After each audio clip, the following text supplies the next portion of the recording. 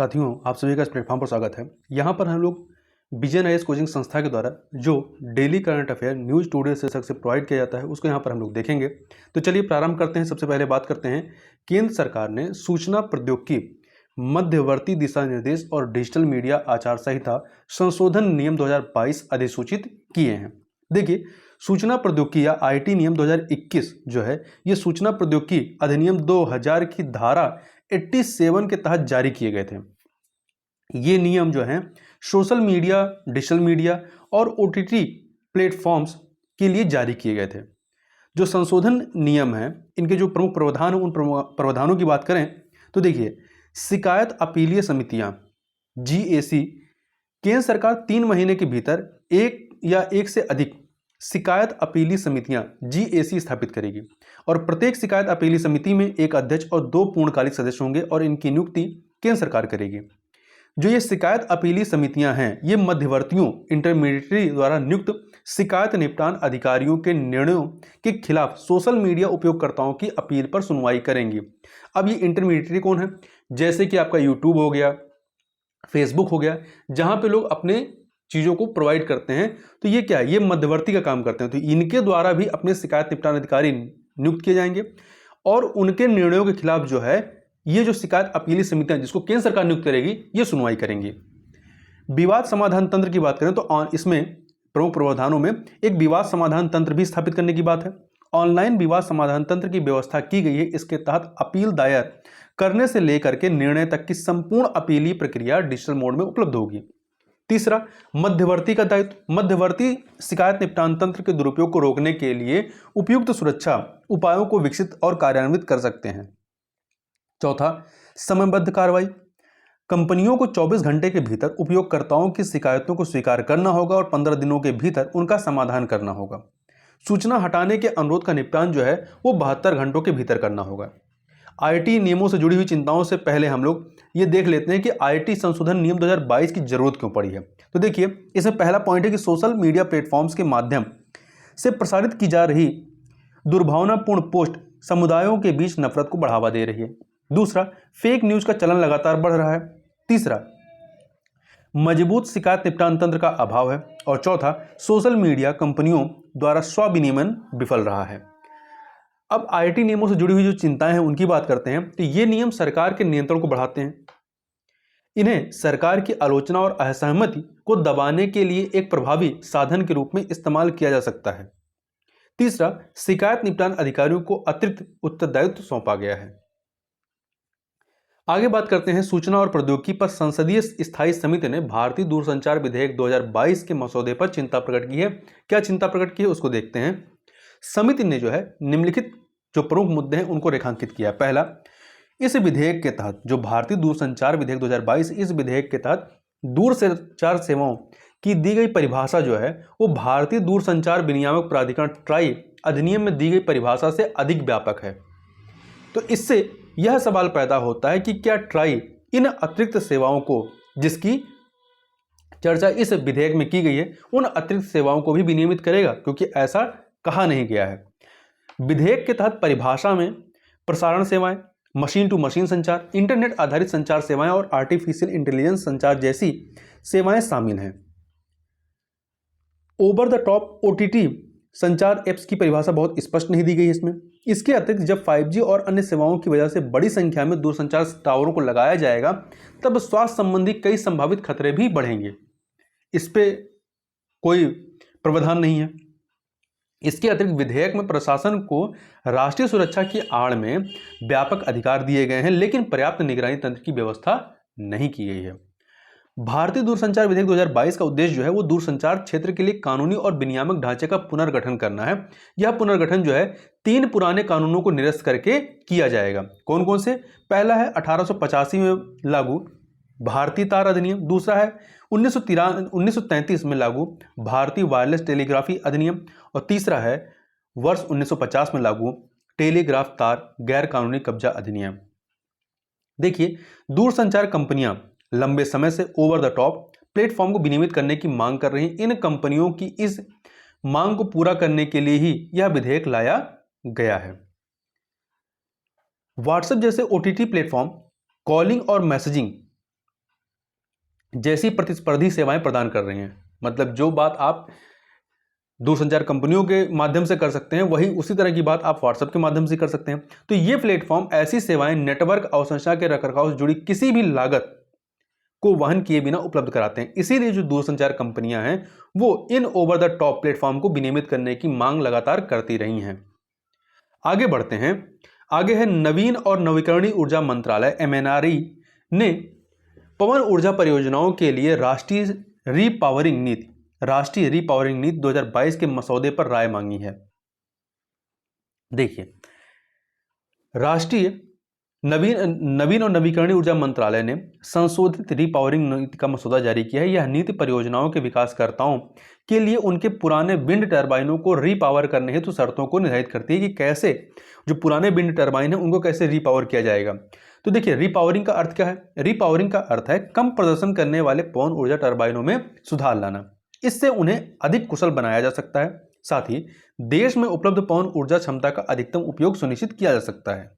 दूसरा, राष्ट्रीय पवन ऊर्जा संस्थान के एक अनुमान के अनुसार देश में कुल स्थापित इंस्टॉल्ड पवन ऊर्जा क्षमता 41.66 गीगावाट है। कितना है? 41.66 गीगावाट है। इसमें से 25 गीगावाट से अधिक की क्षमता वाले पवन टरबाइनों को रीपावर करने की जरूरत है, जिससे कि उनकी क्षमता बढ़ सके। इसका उद्देश्य क्या है? इसका उद्देश्य पवन ऊर्जा संसाधनों का अधिकतम उपयोग करना है। यह लक्ष्य परियोजना क्षेत्र के प्रति वर्ग किलोमीटर में ऊर्जा उत्पादन को अधिकतम करके और नवीनतम तटवर्ती पवन टरबाइन प्रौद्योगिकी का उपयोग करके पूरा किया जाएगा। देखिए, यहां पे बताया गया कि रीपावरिंग के लिए पवन टरबाइन की योग्यता क्या होनी चाहिए। पहला, किसी क्षेत्र में पवन टरबाइन का एक सेट होना चाहिए। दूसरा, प्रासंगिक भारतीय मानक ब्यूरो अधिनियम के तहत पहचाने गए सभी टरबाइन, मतलब उनकी पहचान भारतीय मानक ब्यूरो के द्वारा होनी चाहिए। 2 मेगावाट से कम क्षमता वाले पवन टरबाइन होने चाहिए। ऐसे टरबाइन जिन्होंने अपना डिजाइन जीवन काल पूरा कर लिया हो। ये योग्यताएं हैं उन टरबाइनों की जिनकी रीपावरिंग की जाएगी। इसके मुख्य निष्कर्ष क्या हैं? देखिए, निगरानी और परामर्श के लिए नवीन और नवीकरणीय ऊर्जा मंत्रालय पवन ऊर्जा रीपावरिंग समिति की नियुक्ति करेगा तथा भारतीय अक्षय ऊर्जा विकास एजेंसी नई पवन परियोजनाओं के लिए उपलब्ध ब्याज दर पर 0.25% की अतिरिक्त ब्याज दर छूट प्रदान करेगा। देखिए, पवन ऊर्जा क्या है? एक भरोसा देने वाला बाजार प्रस्तुत करती है। ऐसा इसलिए क्योंकि जल विद्युत ऊर्जा को कई तरह की पारिस्थितिक और वित्त पोषण संबंधी समस्याओं का सामना करना पड़ता है। वहीं सौर ऊर्जा परियोजनाएं सौर ऊर्जा उपकरणों के आयात की बढ़ती लागत से प्रभावित होती हैं, परंतु पवन ऊर्जा से ऐसी समस्या नहीं आती है। आगे बढ़ते हैं। विश्व स्वास्थ्य संगठन WHO ने पहली बार फंगल प्रियॉरिटी पैथोजेंस लिस्ट जारी की। तो ध्यान रखिएगा, फंगल प्रियॉरिटी पैथोजन लिस्ट किसने जारी की है? विश्व स्वास्थ्य संगठन ने। तो देखिए, ये जो फंगल प्रियॉरिटी पैथोजन लिस्ट है, इसके तहत 19 कवकों को शामिल किया गया है। जो फंगस होते हैं उनको शामिल किया गया है। इन कवकों को गंभीर, उच्च और मध्यम प्राथमिकता वाले कवकों के रूप में वर्गीकृत किया गया है। यह सूची उन कवकों की पहचान करने में मदद करेगी जो लोक स्वास्थ्य के समक्ष सबसे बड़ा खतरा पैदा करते हैं। देखिए, इनके नाम हमें याद रखने की बहुत जरूरत नहीं, क्योंकि आपको नाम याद भी नहीं होगा और पूछेगा भी नहीं नाम। तो इसको 3 समूह में याद किया गया है, गंभीर समूह, उच्च समूह और मध्यम समूह में। ठीक है, आगे यहां पे देखते हैं। कवकीय रोगजनक फंगल पैथोजेंस जो है, ये लोक स्वास्थ्य के समक्ष एक बड़ा खतरा है। किस प्रकार से? क्योंकि अधिकांश कवकीय जो रोगजनक होते हैं, फंगल पैथोजेंस होते हैं, पैथोजेंस के लिए तीव्र, संवेदनशील और किफायती उपचार तंत्र की कमी है। इसके अलावा वर्तमान में कवक रोधी दवाओं के केवल 4 वर्ग एजोस, एकाइनोकैर्डिन्स, पायरिमिडिन और पॉलिनेस ही उपलब्ध हैं। आज दुनिया भर में कवक जनित रोगों के अलावा रोगों के मामलों एवं भौतिकी या भौगोलिक सीमा का विस्तार हो रहा है। कि मामलों और भौगोलिक सीमा का विस्तार हो रहा है, मतलब इनका प्रसार हो रहा है। इस विस्तार के कारण ग्लोबल वार्मिंग तथा अंतर्राष्ट्रीय यात्रा और व्यापार में वृद्धि हुई है। कोविड-19 महामारी के दौरान अस्पताल में भर्ती मरीजों में आक्रामक कवकीय संक्रमण की घटनाओं में काफी वृद्धि दर्ज की गई थी। सामान्य संक्रमण पैदा करने वाले कवक उपचार के प्रति अधिक प्रतिरोधी हो जाते हैं तथा इसके अतिरिक्त अधिकतर मामलों में कवक रोधी दवाओं के अनुचित उपयोग के कारण कवकों ने इन दवाओं के प्रति प्रतिरोधकता विकसित कर ली है। तो ये कुछ ऐसे कारण हैं जिसकी वजह से कहा जा सकता है कि कवकीय रोगजनक या फंगल पैथोजेंस जो हैं वो लोक स्वास्थ्य के लिए, पब्लिक हेल्थ के समक्ष एक बहुत बड़ा खतरा है। आगे बढ़ते हैं। आगे हम बात करते हैं कि प्रधानमंत्री ने कच्चे इस्पात के उत्पादन को 10 वर्षों में दोगुना करने का लक्ष्य घोषित किया है। भारत ने अगले 9 से 10 वर्षों में कच्चे इस्पात उत्पादन की वार्षिक क्षमता को दोगुना कर 300 मिलियन टन करने का लक्ष्य। वर्तमान में कितना है? 154 मिलियन टन प्रति वर्ष है। इस्पात या स्टील दुनिया का सबसे महत्वपूर्ण इंजीनियरिंग और निर्माण सामग्री है। इसका उपयोग आमतौर पर इमारत और अवसंरचना निर्माण, ऑटोमोबाइल उपकरण, रेलवे, पोत, परिवहन, रक्षा, अंतरिक्ष क्षेत्र आदि में किया जाता है। भारत में इस्पात उद्योग के मजबूत फॉरवर्ड और बैकवर्ड लिंकेज है। यह सकल घरेलू उत्पाद पर लगभग 1.4 गुना उत्पादन गुणांक प्रभाव और 6.8 गुना रोजगार गुणक प्रभाव दर्शाता है। बैकवर्ड लिंकेज और फॉरवर्ड लिंकेज का मतलब क्या है? देखिए, बैकवर्ड लिंकेज से तात्पर्य है कि किसी उत्पाद के निर्माण में किन अन्य सामग्रियों ने योगदान दिया, मतलब इस्पात बनने में क्या क्या चीजें लगी हैं। तो लोहा है, उसमें और सारी चीजें मिलाई जाती हैं, तो ये बैकवर्ड लिंकेज हो गया। वहीं फॉरवर्ड लिंकेज का मतलब है कि उस उत्पाद अर्थात इस्पात से आगे कौन से अन्य उत्पाद निर्मित या उत्पादित किए जा सकते हैं। तो इसका जो है आपका इस्पात का एक मजबूत फॉरवर्ड और बैकवर्ड लिंकेज है। इस्पात उत्पाद को बढ़ावा देने के लिए सरकार की जो इनिशिएटिव है, उन इनिशिएटिव की बात करें तो पहला है राष्ट्रीय इस्पात नीति 2017, ये घोषित की गई। इसका उद्देश्य आर्थिक समृद्धि को बढ़ावा देने वाले तकनीकी रूप से आधुनिक और विश्व स्तर पर प्रतिस्पर्धी इस्पात उद्योग का निर्माण करना है। दूसरा, विशेष इस्पात के लिए उत्पादन के संबंध इस्पात के लिए उत्पादन से संबद्ध प्रोत्साहन योजना घोषित की गई। इसका उद्देश्य मूल्य वर्धित इस्पात के उत्पादन को बढ़ावा देना है। इस्पात स्क्रैप नीति घोषित की गई है। इसका उद्देश्य इस्पात निर्माताओं के लिए स्क्रैप की पर्याप्त उपलब्धता सुनिश्चित करना है। इससे आयात कम होगा और स्थानीय इस्पात क्षेत्र की प्रतिस्पर्धात्मकता में सुधार होगा। तीसरा, इस्पात आयात निगरानी प्रणाली सिम्स स्थापित की गई है। यह सूचना प्रणाली भारतीय घरेलू इस्पात उद्योग को बाजार की स्थितियों के प्रति बेहतर तरीके से अनुक्रिया करने में मदद करेगी। और इसके अतिरिक्त याद रखिएगा कि इस्पात का सबसे बड़ा उत्पादक देश कौन सा है? चाइना है। ये फैक्ट के तौर पे याद रखिएगा। इसके बाद दूसरे नंबर पर भारत आता है, तीसरे पे जापान आता है, चौथे पे संयुक्त राज्य अमेरिका और पांचवें पे रूस आता है। तो 5 नाम जो है जल्दी से देख लीजिए। पहले नंबर पे उत्पादक में चाइना है, दूसरे पे भारत है, तीसरे पे जापान है, चौथे पे संयुक्त राज्य अमेरिका और पांचवें पे रशिया है। आगे बढ़ते हैं। आगे हम देखते हैं क्लाइमेट फाइनेंस डिलीवरी प्लान पर प्रगति रिपोर्ट के अनुसार 10 सामूहिक कार्रवाइयों को आगे बढ़ाने की जरूरत है। तो ये ध्यान रखिएगा कि ये जो क्लाइमेट फाइनेंस डिलीवरी प्लान है पर जो प्रगति रिपोर्ट है, इसे प्रकाशित कौन करता है? तो इसे जो है कनाडा और जर्मनी प्रकाशित करते हैं। कौन? कनाडा और जर्मनी। वर्ष 2021 में उपर्युक्त दोनों देशों ने क्लाइमेट फाइनेंस डिलीवरी प्लान विकसित करने की प्रक्रिया शुरू की थी। इस क्रम में उन्होंने जलवायु वित्त प्रतिबद्धता को पूरा करने के लिए विकसित देशों की बात हो रही है, विकासशील देशों की बात नहीं हो रही, विकसित देशों हेतु 10 सामूहिक कार्रवाइयों की घोषणा की थी। अब ये 10 सामूहिक कार्रवाइयां क्या हैं, इनको यहां पर एक बार देख लेते हैं पहले कि जलवायु वित्त के आकार में वृद्धि करना, जलवायु वित्त के आकार में वृद्धि करना। दूसरा, अनुकूलन के लिए वित्त पोषण में बढ़ोतरी करना। तीसरा, सबसे गरीब और सबसे सुभेद लोगों के लिए अनुदान आधारित वित्त पोषण को प्राथमिकता देना। चौथा है जलवायु वित्त तक पहुंचने में आने वाली बाधाओं को दूर करना है। पांचवा है UNFCCC और पेरिस समझौते के वित्तीय तंत्र को मजबूत करना। छठा है जलवायु वित्त को बढ़ाने और सुधारने के लिए बहुपक्षीय विकास बैंकों के साथ काम करना। सातवां है जुटाए गए निजी वित्त की प्रभावशीलता में सुधार करना। आठवां है अपनी सामूहिक प्रगति पर पारदर्शी रूप से रिपोर्टिंग करना। नौवां है सीखे गए सबकों का जो सबक सीखे गए हैं उसका आकलन करना और उसके अनुरूप कार्रवाई करना। 10वां है पेरिस समझौते के अनुच्छेद 2.1C को लागू करने के लिए आवश्यक व्यापक वित्तीय संक्रमण या ट्रांजिशन को ध्यान में रखना। यहां देखिए आगे बढ़ते हैं। इसमें जलवायु परिवर्तन पर राष्ट्रीय संयुक्त राष्ट्र फ्रेमवर्क कन्वेंशन UNFCCC के अनुसार जलवायु वित्त सार्वजनिक, निजी और वैकल्पिक स्रोतों से स्थानीय, राष्ट्रीय या अंतर्राष्ट्रीय वित्त पोषण है।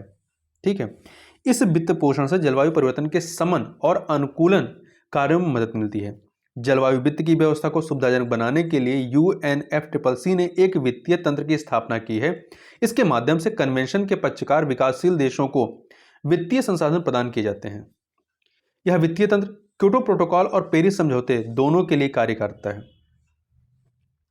जलवायु वित्त की निधियों के जो विभिन्न निधियां उनकी बात करें तो इसमें एक आता है ग्रीन क्लाइमेट फंड, GCF। इसे वर्ष 2010 में UNFCCC ने स्थापित किया था। इसे विकासशील देशों, कहां पर, विकसित नहीं, विकासशील देशों को ग्रीन हाउस गैस उत्सर्जन को कम करने और जलवायु परिवर्तन के प्रभाव के लिए अनुकूलन में मदद करने के लिए स्थापित किया गया था। दूसरा आता है अल्प विकसित देश निधि, अल्प विकसित देश निधि, LDCF। इसे संयुक्त राष्ट्र संघ ने अल्प विकसित देशों को मदद करने के लिए या मदद देने के लिए स्थापित किया है। इसका उद्देश्य ऐसे देशों की जलवायु परिवर्तन के प्रति अत्यधिक सुभेद्यता को कम करने में सहायता करना है, साथ ही उनकी राष्ट्रीय अनुकूलन योजनाओं को लागू करने में मदद करना है। तीसरा है UNREDD या UN रीड कह सकते हैं कार्यक्रम जो है, इसका उद्देश्य विकासशील देशों, ठीक है, इसका उद्देश्य जो है वो विकासशील देशों में वनों की कटाई और वन क्षरण के कारण होने वाले उत्सर्जन को कम करना है। अब संक्षिप्त जो सुर्खियां उनकी बात करते हैं। पहला आता है just energy transition partnership, JETP। तो देखिए G7 देशों ने भारत से just energy transition partnership JETP में शामिल होने का आग्रह किया है। ये जो जस्ट एनर्जी ट्रांजिशन पार्टनरशिप है, इसको ग्लासगो में, यूके के ग्लासगो में आयोजित COP26 के दौरान लॉन्च किया गया था। इसका उद्देश्य दक्षिण अफ्रीका में कोयले के उपयोग को चरणबद्ध तरीके से समाप्त करना है। इस भागीदारी में दक्षिण अफ्रीका के साथ फ्रांस, जर्मनी, यूनाइटेड किंगडम, संयुक्त राज्य अमेरिका, यूरोपीय संघ शामिल हैं। G7 भारत, इंडोनेशिया, वियतनाम आदि जैसे अन्य देशों के साथ भी इसी तरह की साझेदारी शुरू करना चाहता है। इसमें कोयले पर निर्भरता कम करने के लिए इन देशों में स्वच्छ ऊर्जा परियोजनाओं का वित्त पोषण करना शामिल है। आगे बात करते हैं भारतीय राष्ट्रीय राजमार्ग प्राधिकरण निवेश न्यास का गैर परिवर्तनीय डिबेंचर, NCD। देखिए है क्या कि भारतीय राष्ट्रीय राजमार्ग प्राधिकरण निवेश न्यास का गैर परिवर्तनीय डिबेंचर निर्गम जो है या इशू बॉम्बे स्टॉक एक्सचेंज में सूचीबद्ध हुआ है।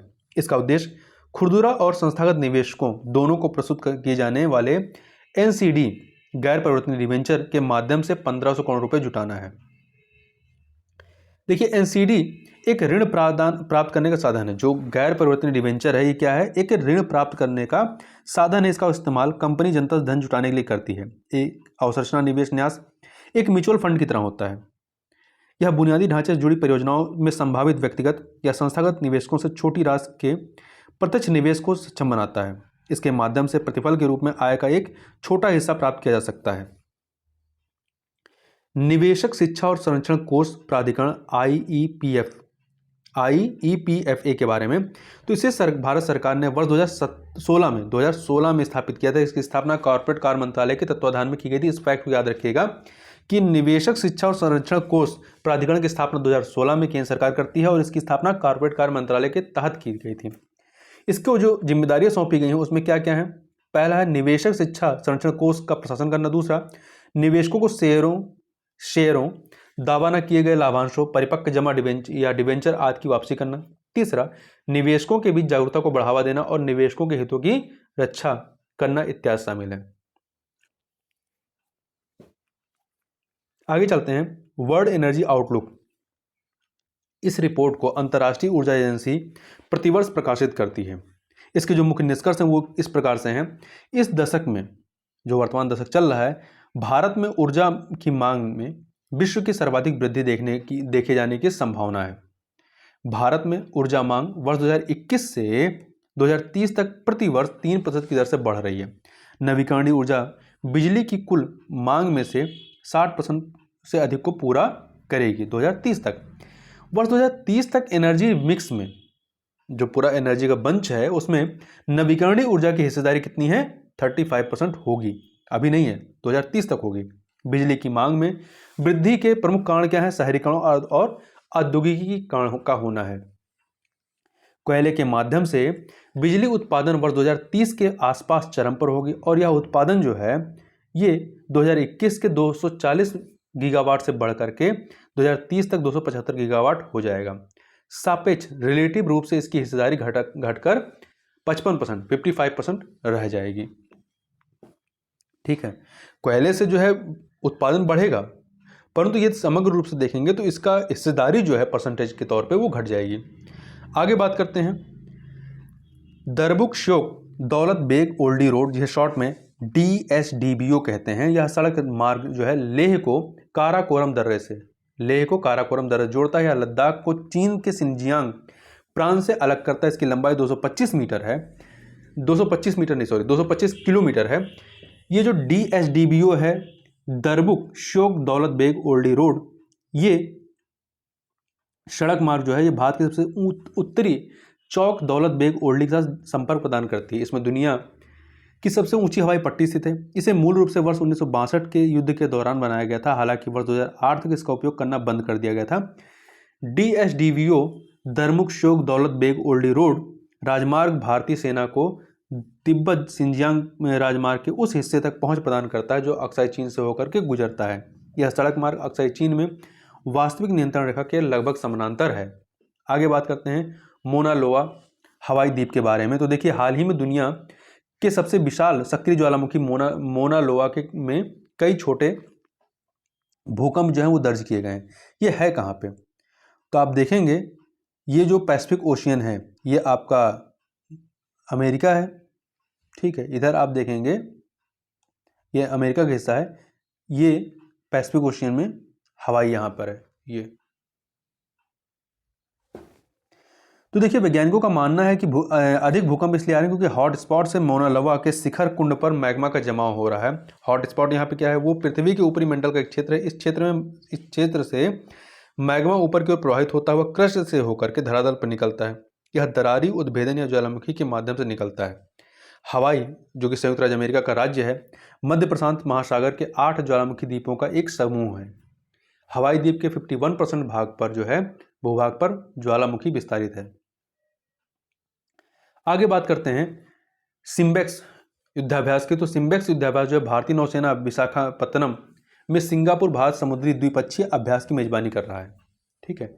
तो ये जो सिम्बेक्स है ये भारत और सिंगापुर के मध्य में आयोजित होने वाला द्विपक्षीय अभ्यास है। कहाँ पे आयोजन किया गया है?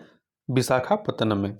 इसके अतिरिक्त अगला जो है इसमें वो है अभ्यास गरुण 7 या भारतीय वायुसेना तथा French air and space force के बीच एक द्विपक्षीय अभ्यास है। इसे वायुसेना स्टेशन जोधपुर में आयोजित किया गया। किसके मध्य में है? भारतीय वायुसेना और फ्रेंच एयर डिफेंस फोर्स में। आगे बात करते हैं सुर्खियों में रहे व्यक्तित्व में कोच्चेरिल रमन नारायण, जिसे आप KR नारायण के नाम से जानते हैं। इनका जन्म 27 अक्टूबर 1920 को होता है और इनकी मृत्यु 9 नवंबर 2005 को हुई थी। KR नारायण एक राजनयिक से राजनेता बने थे। ये वर्ष 1992 में भारत के उपराष्ट्रपति थे और 97 में भारत के राष्ट्रपति बनते हैं। वे भारत के 10वें राष्ट्रपति और प्रथम दलित राष्ट्रपति थे। उन्होंने भारतीय राजनीति एवं अंतर्राष्ट्रीय संबंधों पर कई पुस्तकों की रचना की तथा यह सह लेखन किया, जैसे India and America essays in understanding, समकालीन अंतर्राष्ट्रीय संबंधों में गुटनिरपेक्षता। आगे बढ़ते हैं। आगे सुर्खियों में रहे स्थल में फिलीपींस, जिसकी राजधानी मनीला है, उसकी बात करते हैं। यहाँ पर आप मैप में फिलीपींस को देख भी सकते हैं। देखिए, नलगे नामक तूफान के कारण फिलीपींस में आकस्मिक बाढ़ और भूस्खलन की घटनाएं घटित हुई। इससे दर्जनों लोग मारे गए और कई लोग लापता हुए। फिलीपींस दक्षिण पूर्वी एशिया में स्थित एक द्वीपीय राष्ट्र है, द्वीप समूह राष्ट्र है। इसमें 7000 से अधिक द्वीप हैं। यह दक्षिणी चीन सागर, फिलीपींस सागर और स्लेप सागर और सुलू सागर से घिरा हुआ है। दक्षिणी चीन सागर, फिलीपींस सागर, स्लेप सागर और सुलू सागर से। इसकी तटरेखा दुनिया में 5वीं सबसे बड़ी तटरेखा है, जो कि कितनी है? 36,290 किलोमीटर है। यह इंडोनेशिया, चीन, जापान, पलाऊ, मलेशिया, वियतनाम और ताइवान के साथ अपनी समुद्री सीमा साझा करता है। यह किसी देश के साथ अपनी भूमि सीमा साझा नहीं करता है। समुद्री सीमा तो है पर भूमि सीमा नहीं है। और भौगोलिक विशेषताओं में इसकी बात करें तो इसका उच्चतम बिंदु माउंट एपो है और सबसे गहरा बिंदु जो है वो फिलिपीन ट्रेंच की गलथिया गहराई या एम्बेडन द्वीप है। तो इस वीडियो में बस इतना ही। मिलते हैं नेक्स्ट वीडियो में। तक के लिए बहुत बहुत धन्यवाद।